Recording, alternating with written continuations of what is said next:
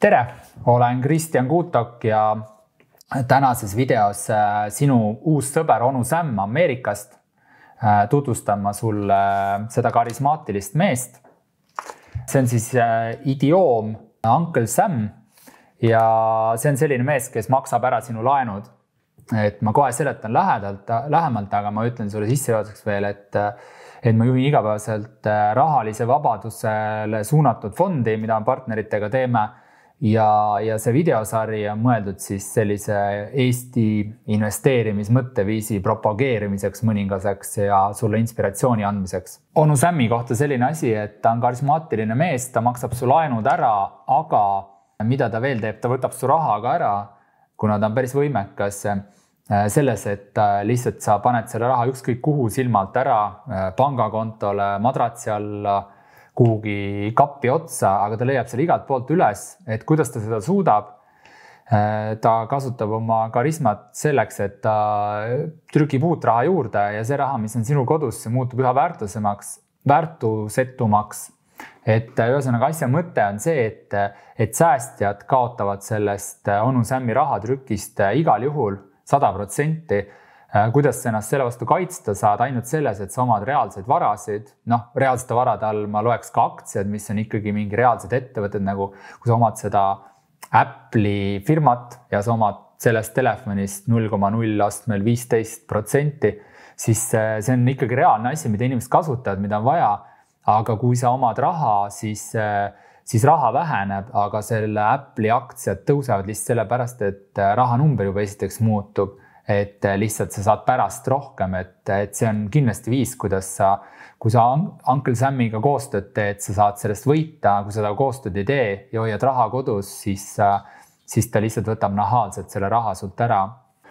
Aga mõte on selles, et kuidas sellest nüüd kasu lõigata, et esiteks ma tahtsin siin tuua mõned sellised laused, mis minu arust on sellised stamp nagu rumalad mõtted mõnes mõttes, et esimene on, et üldine arvamus, et valitsus teab, mida nad teevad, et seal töötavad targad inimesed ja see on nagu lihtsa inimese nagu mina ja sina mõtteviis, et küll valitsus teab, mis me teeme ja valitsus ei saa eksida, et see ongi nagu see Uncle Sam on täpselt nagu õige koha peal, et see on see suure venna nagu mudel, et keegi on meist nagu üleval pool ja teab meist paremini ja kõik see valitsus ja kõik kokku, et küll nemad juba teavad.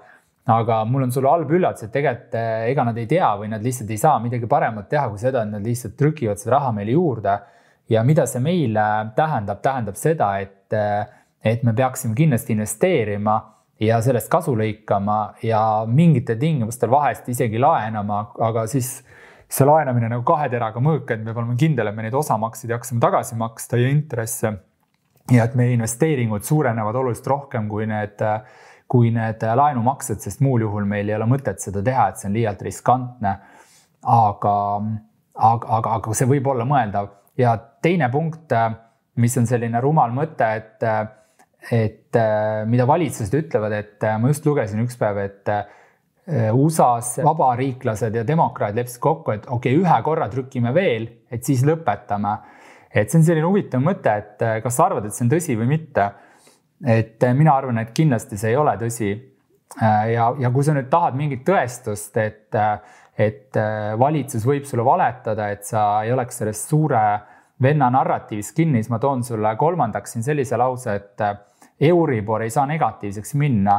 Et ma kuulsin seda lauset mitmelt poolt, siis kui Euribor oli kenasti positiivne ja ma ise olin ka sellest nagu üsna kindel, et Euribor ei saa negatiivseks minna, aga nagu sa praegu näed, see Euribor on negatiivne. Et see näitab täpselt seda, et sa ei tea, mis ette juhtub, sest lihtsalt need süsteemid on niimoodi korraldatud, nagu nad on ja juhtuda võib mis iganes. Neljas selline rumal mõte on mul siin kirjas, et euro on tugev valuuta, et usk eurosse kui millegisse igavesse on rumal, samamoodi isegi dollarisse, kuna ütleme nii, et kui sa $1 eest said kunagi osta perele õhtusöögi 100 aastat tagasi, siis täna sa ei saa sellest mitte midagi. Ja see on üha kiirenemas, sellepärast, et viimased kuskil 4 aastat on trükitud ilmselt üle 30% sellest rahast, mis on 100 aastat jooksul USA's ringlusse lastud. et kui sa arvad, et see ei mõjuta meid tulevikus, et need eurod ja dollarid väärtusetumaks muutud üha kiiremini, siis ma arvan, et sul kindlasti ei ole õigus, sest see lihtsalt matemaatiliselt ei ole võimalik. Ma toon siin nüüd ühe tsitaadi. Euroopa Keskpanga president Christine Lagarde. Euroala inflatsioon kiireneb tänavu 2,2%-ni, kuid tarbijahindade tempokas kasv peaks jääma ajutiseks. See on avaldatud siis mõni aeg tagasi ja nagu sa näed, siis see juba praegu ei vasta tõele.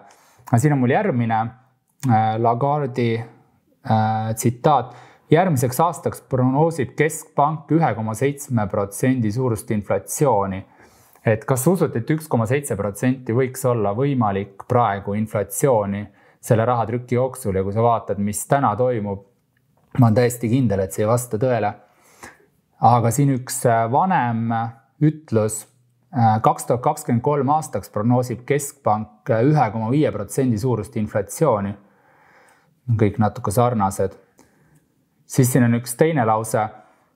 USA Keskpanga juht juulist 2020. Novembris Keskpank enam võlakirju ei osta.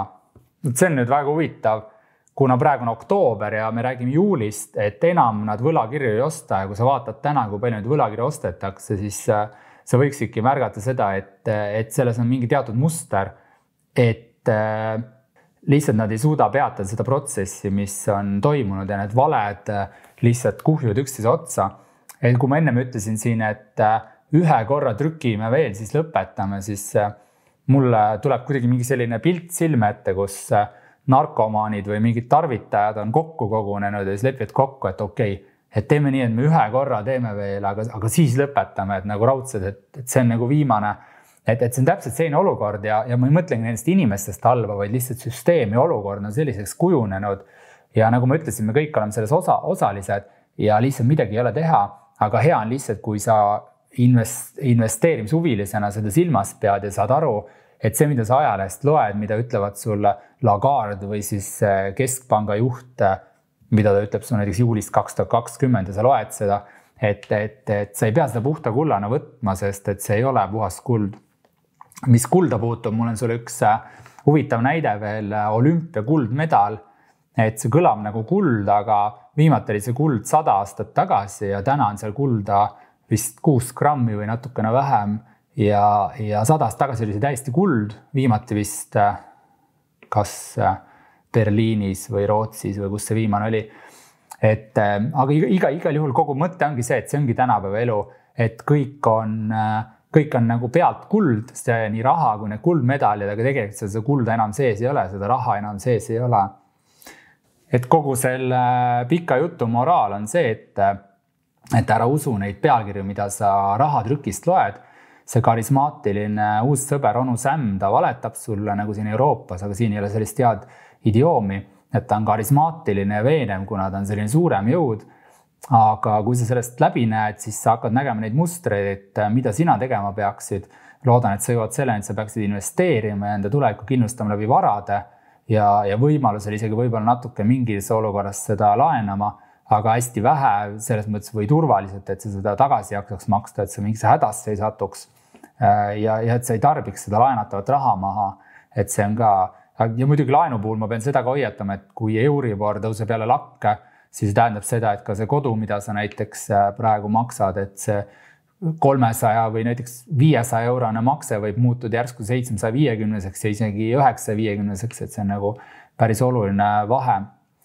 Aga ja lõpetuseks ütlen veel, et kui sulle see rahalise vabaduse saavutamine huvi pakub ja sa võiksid seda teha läbi kinnisvara, siis vaata Vau.com meie fondi lehte, võib-olla tahad tulla meile partneriks ja vajuta ka like nuppu, kui raatsid.